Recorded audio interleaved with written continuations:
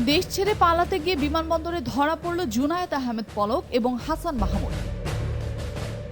সদ্য বিলুপ্ত দ্বাদশ জাতীয় সংসদের সদস্য এবং শেখ হাসিনা সরকারের ডাক টেলিযোগাযোগ এবং তথ্য প্রযুক্তি প্রতিমন্ত্রী জুনায়েদ আহমেদ পলককে ঢাকা শাহজালাল আন্তর্জাতিক বিমানবন্দর থেকে আটক করা হয়েছে।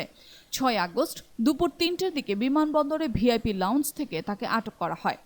জানা গেছে তিনি ভারতের রাজধানী দিল্লিতে পালানোর উদ্দেশ্যে সেখানে অপেক্ষা করছিলেন। তখন বিমানবন্দরের কর্মচারীরা তাকে ভিআইপি লাউঞ্জে আটকে রাখেন। কিছুক্ষণ পর বিমান বাহিনীর কর্মকর্তারা এসে তাকে আটক করেন।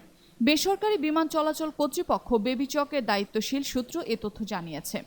এদিকে গোপনে বিদেশ যাওয়ার সময় শাহজালাল আন্তর্জাতিক বিমানবন্দরে আটকে দেওয়া হয়েছে আওয়ামী লীগের যুগ্ম সাধারণ সম্পাদক হাসান মাহমুদকে।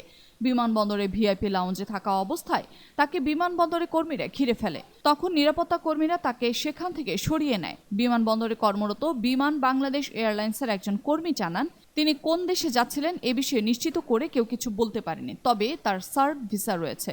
সার্কভুক্ত যে কোনো দেশে যাওয়ার কথা ছিল তার। হাসান মাহমুদ হাসিনা সরকারের পররাষ্ট্রমন্ত্রী হিসেবে দায়িত্ব পালন করছিলেন। শেখ হাসিনা সরকারের আগের মেয়াদে তিনি তথ্যমন্ত্রী হিসেবে দায়িত্ব পালন করেছেন।